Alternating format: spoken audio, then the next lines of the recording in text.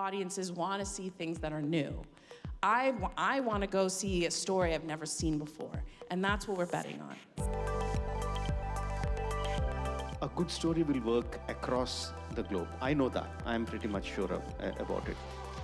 There's this powerful sense that the audience want to connect to each other and connect to story.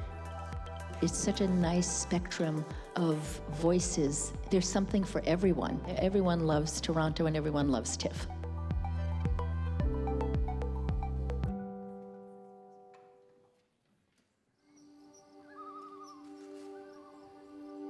As you join us today, we encourage you to reflect on the land that you're on and its history.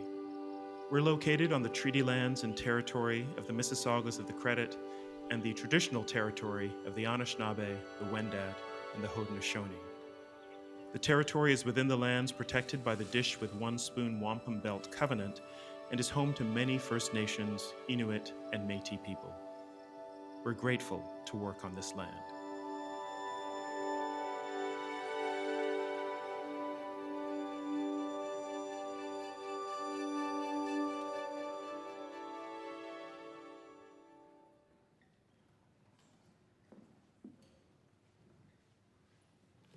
Hello, everyone, and welcome to the final session of Doc Day at the Industry Conference. My name is Lauren Clark. I'm the documentary programming associate at TIFF, and it is my pleasure to introduce the final session, Perspectives, DOC's Getting Real Report. Our programming is made possible by the support of all of our sponsors and partners.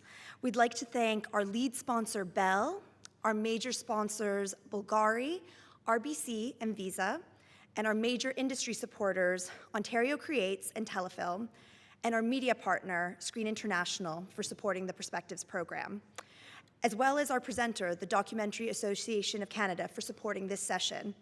Before we sort of invite the panelists and introduce the next session, I'd like to give a warm welcome to the President and CEO of Ontario Creates, Karen Thornstone, to say some closing remarks.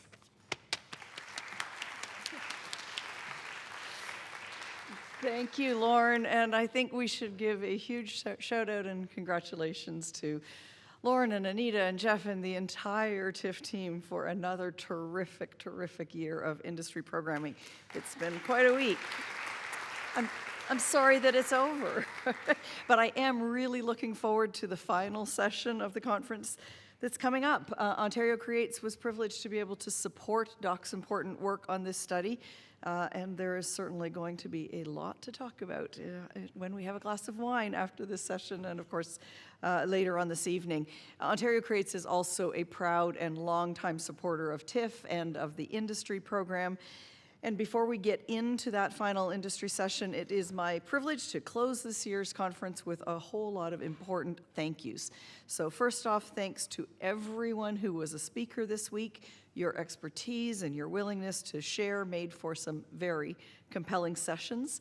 Thank you to all of the partners and sponsors who make this program possible, and to the amazing blue-shirted volunteers who are everywhere all the time whenever we need their help. And lastly, and maybe most importantly, thank you to all of you, to the industry delegates who attended, who participated, and who contributed to a really dynamic environment all week long.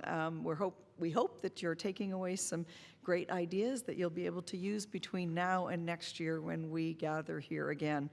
For those of you who may not know us, Ontario has an awful lot to offer our filmmakers and filmmakers from around the world, from our fabulous financial incentives to our producers and the world's best cast and crews and talent in front of and behind the camera, and of course what we think of as the world's best film commission too. So if you're not already doing business with Ontario, we really do invite you to check us out at ontariocreates.ca or come visit us in the Industry Centre at our stand. And without further ado, I'm going to give it back to Lauren so she can get the last session underway. Thanks. Thank you, Karen. So for the final session, DOC's Getting Real report, which is going to be digging into the seminal report that has actually not been released yet, is going to be released tomorrow. on the state of the documentary industry in Canada. It gives me great pleasure to introduce the moderator of this conversation, Sarah Spring, the Executive Director of the Documentary Association of Canada. So please join me in giving a warm welcome to Sarah Spring.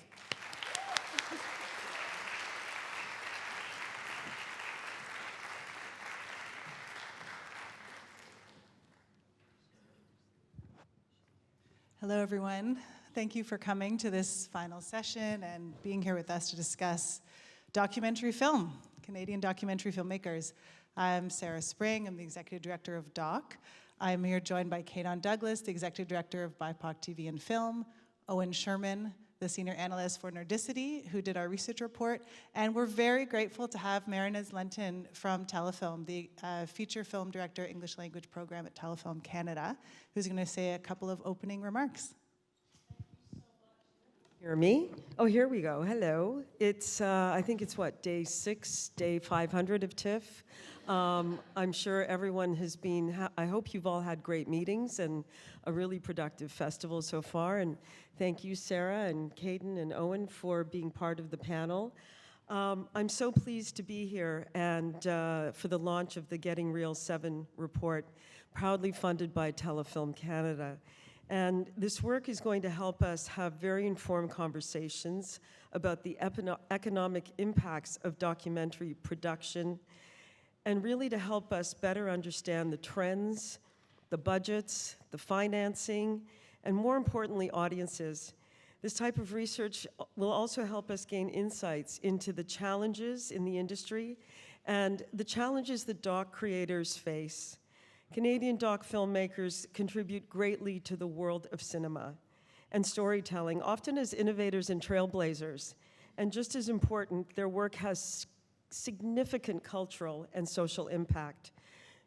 For all the doc filmmakers in this room, you have a great platform of diverse perspectives and promoting cross-cultural understanding. And most importantly, there's tremendous empathy. Encouraging audiences to foster a sense of interconnectedness is key for all of us. And at Telefilm, we know the importance of supporting documentaries and all of you here as filmmakers. And through creativity, curiosity, Canadian filmmakers continue to shape our industry, inspire real change, and that is something that we are extremely grateful for. And I want to congratulate Sarah and the doc team for this major report on the state of documentary production in Canada. It's really quite wonderful, so congratulations. Thank you. Thank you so much. Before we start, we'd like to take a moment to acknowledge the Indigenous land that we're on, and I thought there's really no better way to do that than to mention this absolutely incredible initiative by the Shine Network and the National Screen Institute. I don't know if you can grab a QR code from the audience, but we thought we'd try. But this is a wonderful program. I'll just take a quick moment to read what it is for those that missed the announcement. So PACT is an online cultural humility and competency certificate course designed to educate and enlighten non-Indigenous partners within the Canadian screen sector, including unions, guilds, broadcasters, production executives, production companies, showrunners, directors, and producers. The principles and values presented within the course are a launch pad on your journey to creating safer, more equitable, and ethical spaces for your Indigenous partners and colleagues. This is an important step as Indigenous people redefine and reclaim space within a sector that has not been inclusive or respectful of Indigenous voices, processes, and protocols. So I just wanted to take a quick moment on that. We have a wonderful and extensive documentary film community who are also Indigenous, and we welcome their voices in the community. And also, I just wanted to take a moment to thank our sponsors on this report, the QPM, the Bell Friend, the CMPA, Telefilm Canada, Ontario Creates, and of course, Nordicity, who put the report together. So we'd start with some good news. There is good news in documentary film. It's not all bad news. You know, we highlighted some of the wonderful takeaways that came out of the report that Nordicity put together. And Owen, maybe you can just take us through a little bit of the data that we're looking at here. Yeah, so like Sarah said, we did actually see some really good news. And interestingly, some of the creators that we interviewed found that as much as there were difficulties shooting during COVID, they also saw really great growth as a result of especially people staying at home. So as we see, the Canadian independent documentary sector had a significant contribution production volume over the 5 years that we looked at in this report. The production volume itself did decline, but audiences were watching a wider range of productions and watching more of them because they were staying at home. We particularly saw people watching more series, content that was escapist in nature, understandably. We saw a spike of interest in true crime, and we also saw a really promising, burgeoning interest or growing interest in documentaries related to social justice, social issues, and racial reckoning. So I'm not going to go through and read all of these to you because they're very big and easy to see from there, but some points that we didn't highlight here are one thing that we really want to stress is the strength of the Francophone documentary sector in Canada. As much as there was an appetite among Canadian audiences for Canadian content, that was even more the case within Francophone documentaries. Anglophone documentaries, we saw roughly half of documentaries viewed by Canadian audiences were Canadian-made, whereas in the Francophone sector, it was, or among Francophone audiences, it was closer to 75%. So there's a huge loyalty and interest in Canadian-made Francophone productions, not just in the Francophone population in Canada, but also in the Anglophone population. Well, maybe we'll go to the next slide, because I think it's also really great to think about who's making these documentary films. So we have a slide here. You can see this is the doc membership. These are the different membership categories that we have. And I think it's a great way to lead into Kadon if you want to talk a little bit about the makers of documentary film and the stories that they're telling. Yeah, what really stood out for me with that is seeing the volume of production coming out from Black, Indigenous, and people of color within the documentary sector. And this is really not a surprise to me, as documentary is usually the most accessible space for someone to launch a career in the film sector, and also to be able to tell authentic stories about their communities without it being skewed by bias, by someone else thinking, well, this is how your story should run, and why don't you add this funny character here, or this random character that makes no sense, but where you could be really true to the narrative that you're trying to tell. And it's also a way for us to tell stories about our own communities too. You know, like, we don't see a lot of our stories being greenlit for scripted, for narrative and so on, but in the documentary space, we could actually achieve that and do that through our own lens as well. So that's the one thing I saw. And I would say too, I got my start in documentary back in 2012, 2013. That was my entrance. I did not go to film school. I have no training in film otherwise. I started writing scripts myself, but it was really through documentary that I could actually break into the sector. And a lot of my peers right now, so for example, VT90 premiered her first narrative feature last year at TIFF, but I met her when she made her first documentary film. That was her start several years ago. We look at people like Shasha Nakai, also started in documentary as well, and has gone on to make the phenomenal film Scarborough. So it is a really great pathway for us. So I love seeing that data. I want to know more about the Doc Pro one, because I like other people's business, but yeah. Yeah, well, so we have this category of, I'll just take a moment, but we have Doc Pro, which is our membership. It's the basic producer category. There's a lot of people that are pro-remote. There's a lot of people who join from outside of Montreal, Toronto, and Vancouver. Within all of these categories, there's a lot of membership who are in rural and regional areas of the country who are really seeking to access our funding, and that's one of the barriers we'll talk about a little bit later. I think I'll go to one of the major, maybe a surprise to some of you who are pitching documentaries every day within the Canadian funding sector, but this came as a little bit of a shock to us when we had these numbers. So there was a massive boom that Owen spoke about, and what is driving this boom in documentary production? So in Canada, it's documentary series. This is overwhelmingly the majority of what's designated documentary. So the CRTC has one category, Category 2B documentary film, and that includes all the different formats of the genre, short, feature, single episode, series.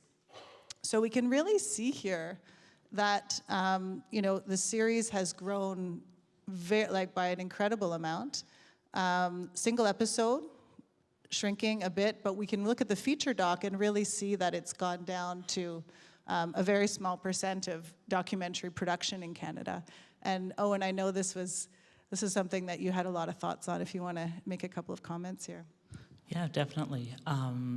So obviously, you can see here that this is in terms of the production volume, but what isn't reflected on this table as well is actually the number of documentary productions made. And there was a dip in 2019-20 in number of productions made as well, as reflected here.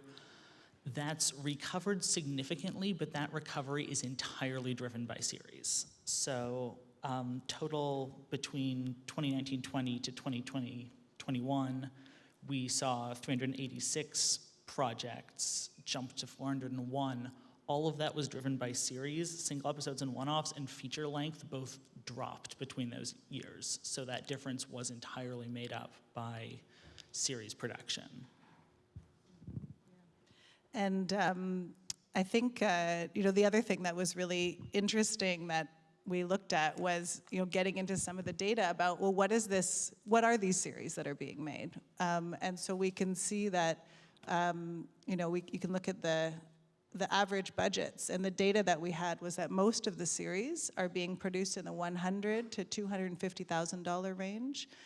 So these are lower budget doc series is the majority of what's being created. And we're seeing the budgets drop down quite a bit. We were surprised to see the feature budget below the single episode. I think we're used to having a larger budget for feature films that take many years to make. So that was another surprise for us. And just seeing the budget range distribution was really shocking. And then when we think about, like Kadon, when you think about all of the communities that you're representing and who's making these doc series and as an entryway into the sector, what are your first thoughts when you look at these numbers? That was my first question too, is who are these people who are making all these documentary series? And if I just think, I think in terms of our communities, I can maybe say Hungry Eyes in the last few years that I've known that has made a series.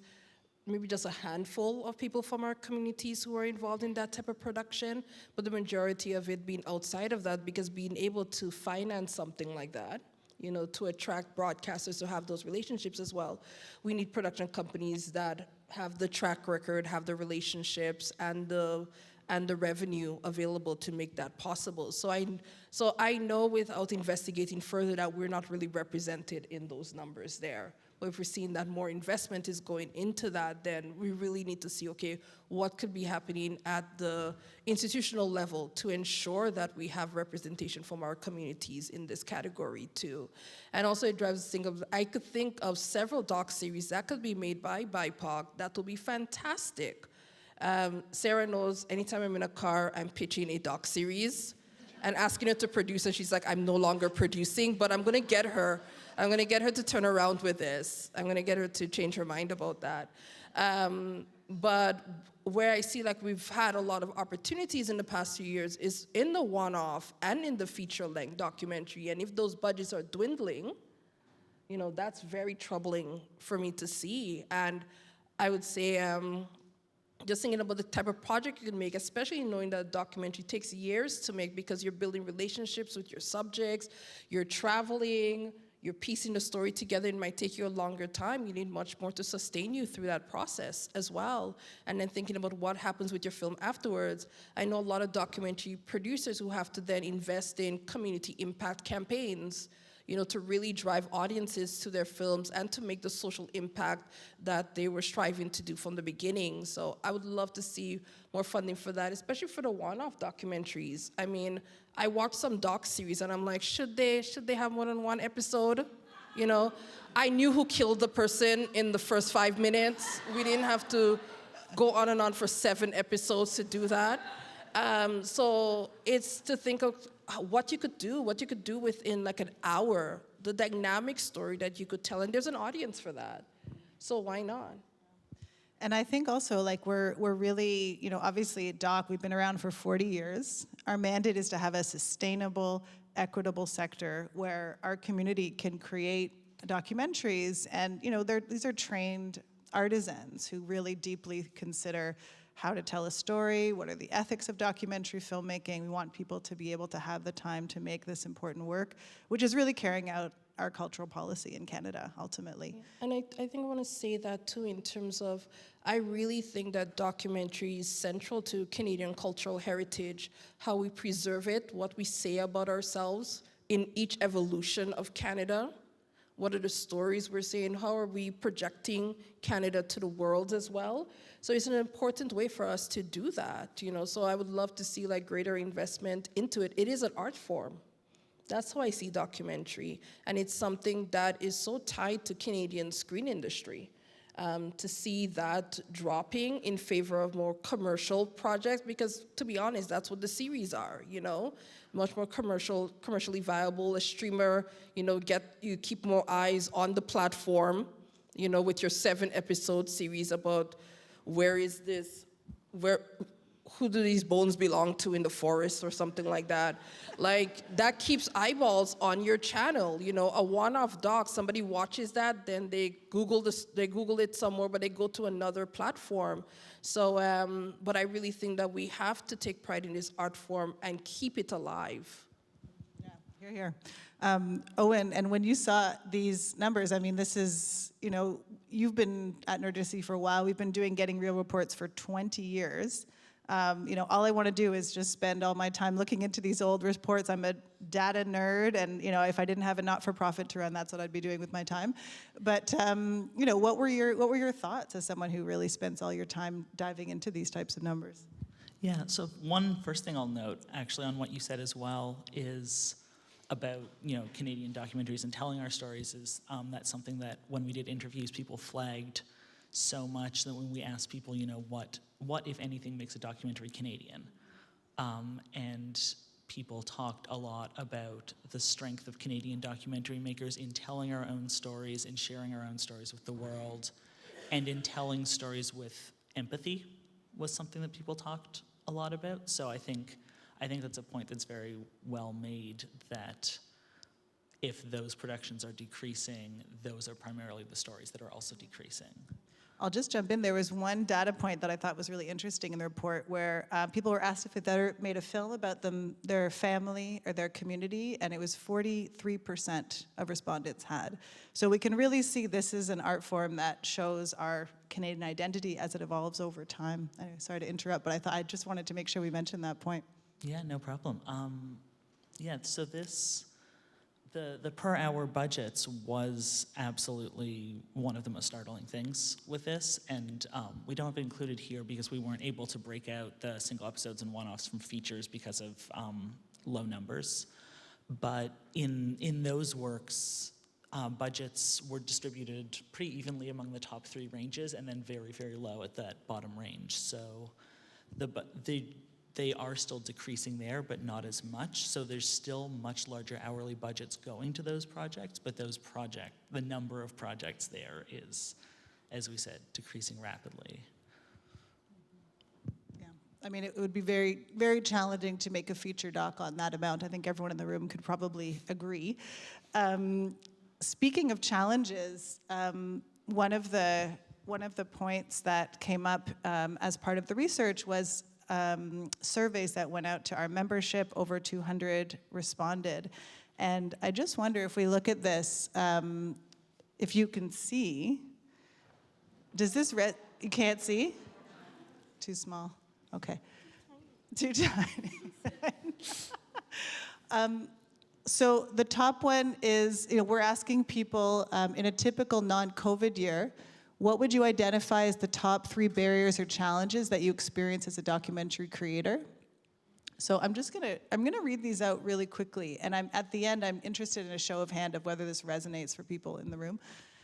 So accessing funding, navigating the bureaucracy of the current funding systems, accessing funding to market and promote your film, salary caps or low rates for above the line, below the line positions, prejudice, discrimination related to my race, ethnicity, culture, gender identity, sexual orientation, age, language, disability, and or religion, limited or no opportunities for career advancement, difficulty in finding crew positions, difficulty finding work, unhealthy or unsafe work environments, and then 3% did not experience any of these challenges.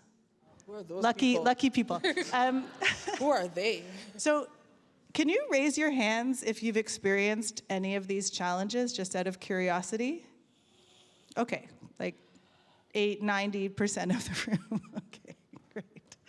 Well, I think it's important to have this down because, DOC, our primary mission is an advocacy group. So we can take this data, and I really am grateful for everyone that responded to the survey. I know everyone's busy, but we do work with this data, and we go and speak to our funding partners and the Government of Canada, and we let them know how the system needs to be modified to make it more accessible. I just want to quickly, that third one, the accessing funding to market and promote your film, that's something people talked about a lot when we did our interviews as well, that people felt that regardless of their feelings about funding mechanisms more broadly, that the Canadian industry is weaker than other jurisdictions that they've worked with or are familiar with when it comes to that final step of marketing and promoting the film. So, I coincidentally had a conversation about this right before coming here. Right before I jumped in an Uber to arrive here. I really think that this is a space where we need to improve significantly in the marketing and the promotion and the audience discoverability and engagement of our cultural product. I was saying something like in the last few months, and I'm trying not to say too much anymore because I don't want it to be like a fulfilling prophecy. But I kind of feel like I go to film festivals, I see these amazing films, these great works, and then that's it. So I used to say that sometimes it feels like film festivals, that's where Canadian films are introduced to the world, but then that's as far as they go as well. And I would love to go. There's the Cineplex close to where I live, they show screenings of live performances of the opera, of the ballet, and so on, but no Canadian films. I see none of these posters. And I know that they show these things about the opera and the symphony because the posters are all over the walls at the Cineplex. But I see no posters about Canadian films. So how are we exhibiting Canadian films? Before we even think about outside markets for our products, how are our local audiences accessing our content, beyond film festivals, beyond, a year later, finally it makes it onto CBC Gem. Or it's on Crave, but you never hear that it's going to be on the platform. You just happen to be scrolling through Crave one day when you're spending your 20 minutes looking for something to watch, and oh wow, this is here at last. So I think that that's a missed opportunity for us, and maybe not missed, but it's simply an opportunity, a space for us to invest further, invest more deeply. And that also is tied to the pride that we have in our content as well. We have fantastic films at our festivals, and I would love to see them on those big those big billboards at Yonge and Dundas Square. You know, think about how phenomenal that would be, and how audiences will be driven to theaters to see our work. Speaking of feature docs, we're at TIFF. What's happening to feature docs? So we kind of touched on that a little bit in a previous slide, where we saw that there's a massive growth in doc series. Single episode are dropping a bit, but we wanted to include this slide so people could really see, you know, going from 60 feature docs 5 years ago to 35 is really, really shocking. And, you know, we really want to extend our deep, you know, support of the institutions in Canada that focus on feature documentary films. Because, you know, this data is data from Cavco. They're looking at films that have gone through the broadcast sector, gone through telefilm, gone through all of the different funders. So we know that the broadcasters are buying less and less feature docs. So the space, there isn't another obligation that's forcing them to continue to carry out what we've all decided is a cultural policy many years ago, that we have a natural art form, that documentary is important to communicating our culture, our values. You know, in many years when we look back on what Canadians thought about this moment in time, you know, an important event that happened anywhere in the world, it's the feature doc that's going to carry that message. So I think that it is a bit of a dangerous situation that we're in, and we really wanted to call attention to this, you know, in terms of the budgets, in terms of the number of films. And it's a really key moment right now. Actually, before I go into talking about the turning point of the Canadian funding sector, Owen, did you want to say anything about this? Yeah, there's a little other data that we couldn't get on here that's, I mean, it's reflecting this trend as well, that in 2016-17, the first year that we had data, feature-length productions for either film or television made up 21.6% of the feature-length productions made in Canada. In 2020-21, it was 11.4%. Sorry, can you repeat that? 11.4%. In terms of share of production volume, it started low at 5.1%. In the last year, it was 2.4% of production volume of feature-length productions in Canada.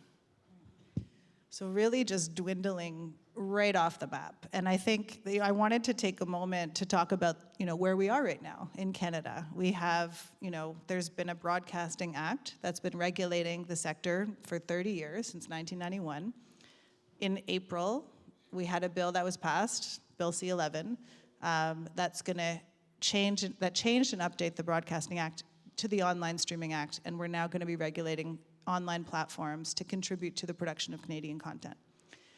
What we know from looking into the data is that the broadcast sector has, you know, ultimately failed the feature documentary film. There's no clear obligations to this format of the genre, and so this is where we've landed. So, you know, DOC, BIPOC TV and Film, a lot of other organizations in the sector have been thinking about what are the opportunities that we have now to think about, you know, the importance of the feature documentary.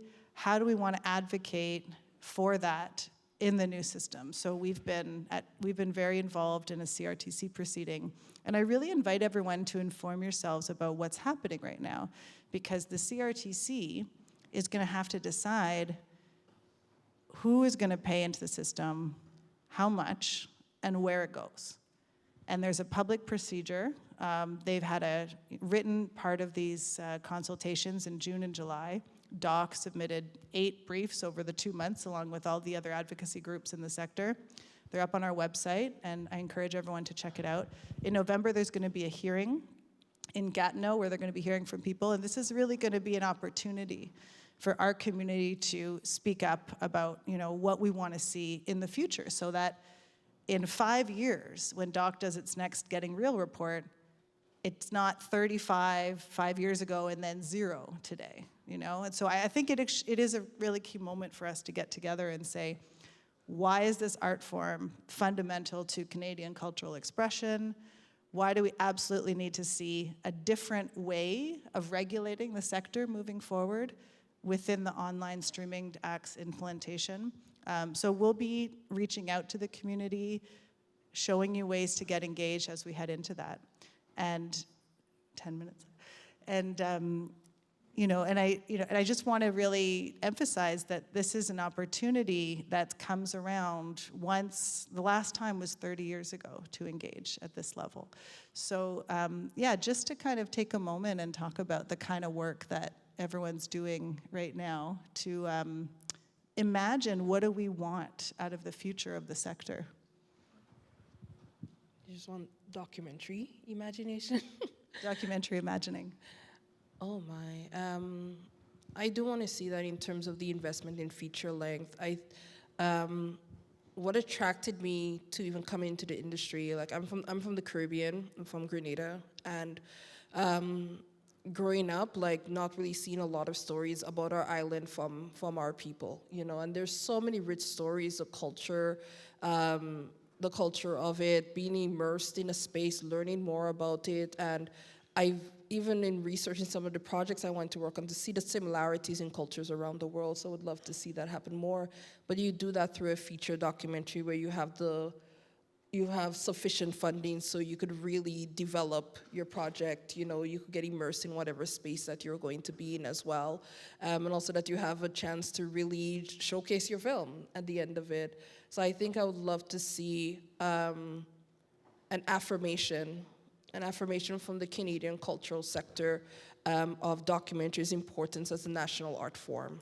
That's one of the things that I would like to see. And then I would love to see higher budgets for it, please. I think the largest budget documentary I worked on was maybe around $750K. That was the highest budget, and I believe that was a co-production. So that's what we're working with here, and I really think that that's the case across the board for Canadian film as well. In terms of opening opportunities for more funding for our filmmakers to tell really dynamic and boundary-pushing stories. That's what we need to see in it, is that if this is something that we care so deeply about, something that we see so much return from, we need to show that through our financial support of it as well. And yeah.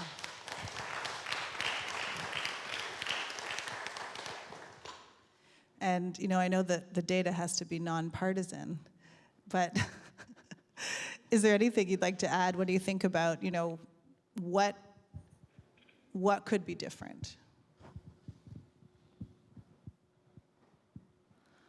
I think if you're talking about what could be different, I think I just have to reiterate what you were saying earlier about the fact that, particularly with streamers, there is the prioritization of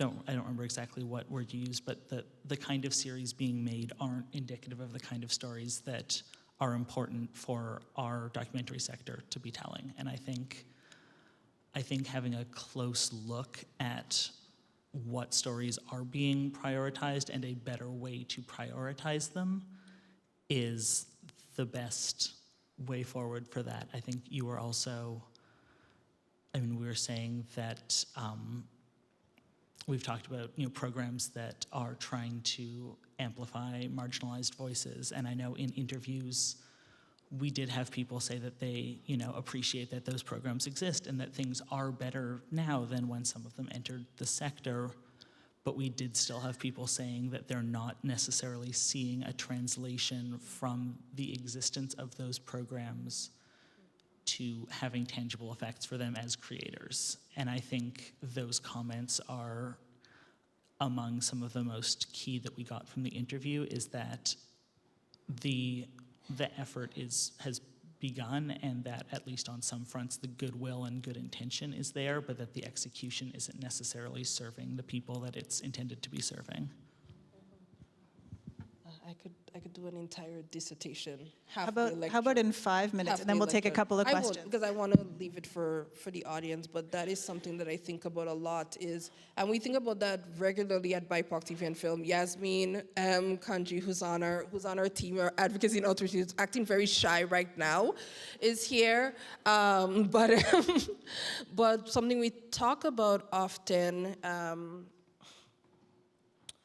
is really just looking at where the roadblocks are, where they actually exist, like we know that we're strong on talent, but where are we not seeing the support, it's about thinking about, well, what are the projects that get greenlit? I think that we're still using pre-2020 actions, I think we're still doing that. There's still bias, involved in the system as well. So I think that there are lots of opportunities for us to expand that. But I want to see, one of the things that we actually need to talk about all the time is just like, yes, our organizations are doing so much work in terms of building a pipeline, providing people with the resources and so on that they need to build their careers, whether creatively or more on the corporate side as well. But we have to think, and then thinking about, okay, well, how do we support those who are mid-career? But then it's also thinking about the leadership in our industry too, and is the leadership reflective? And do we have leaders in place who operate within an anti-racist and decolonized framework as well, So those are the things that we have to think about too. We can't just be training people up, but training people up to get into a system that wasn't built for them to thrive. And I think that's the next part. We have to tie in systemic transformation with the workforce development and creative development that we're doing. That's the only way we'll get to where we need to be. I mean, I could listen to you all day, but can we take one? We have to stop, okay. I'm so sorry. No. We'll continue the conversation. I'm around, Kadon's around, Owen's around. We want to keep talking to everyone. Doc has been around for 40 years. We're not going anywhere. We're going to keep pushing for documentary film. Thank you all for coming, and yeah.